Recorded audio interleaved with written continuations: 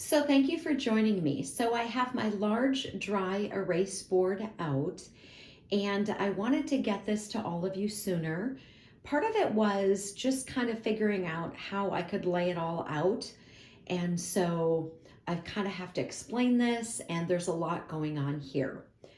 Obviously, this isn't going to be just a 1 day video, probably 3 days to get through this. And typically, I will make some changes to it. I don't foresee that happening. So I think this will look identical for all the days that we talk about this. Okay, so if you've been with me a while, you know that I can prove to you scripturally that Jesus wasn't born in December. So what I want to do here is provide some biblical evidence, kind of explain this chart that I've drawn up here. And then I also have included, which I've never done before, there's an argument that some people can make for a spring birth. So we're going to kind of talk about, so that was kind of like the biggest thing. How do I lay this out so that it makes sense for all of you? Okay.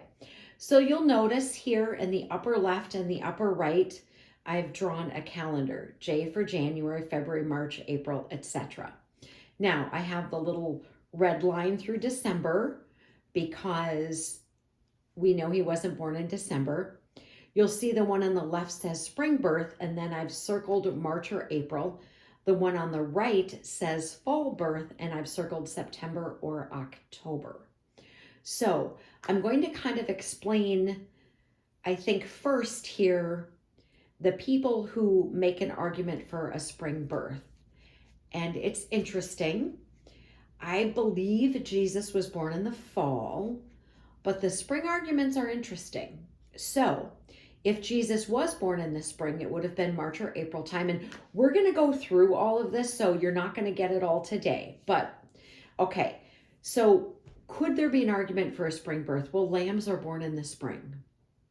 Very interesting. We know Jesus is the Passover lamb, and then also a lamb has to be 1 year old at Passover. So Passover's in the spring. So these lambs are born in the spring, and then they're slaughtered and sacrificed the next Passover. So you can see why people make an argument for the spring birth. So we're going to look at these Bible passages that have to do with that. And then we know that Jesus fulfilled the spring feasts at his first coming.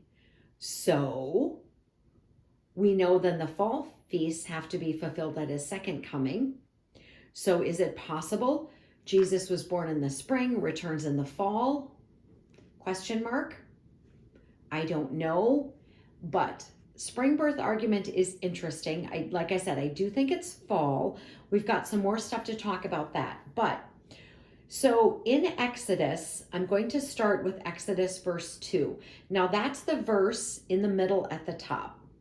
And it says that basically the first month of the Jewish calendar is Nisan, that is in the spring. So keep in mind, God has a different calendar.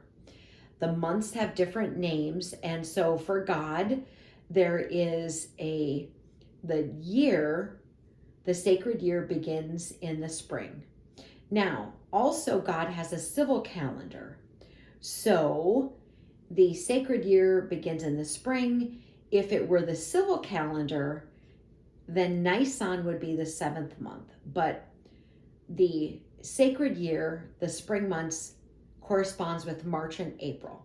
Okay, so it says in Exodus 12 verse 2, it says this: "This month shall be your beginning of months. It shall be the first month of the year to you." And then it goes on to talk about Passover. So God says that the year starts in the springtime. That passage is Exodus 12 verse 2.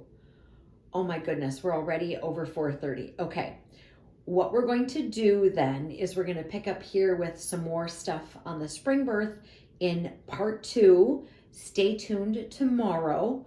Armor up, we ride at dawn. May God bless you as always. Have a great day.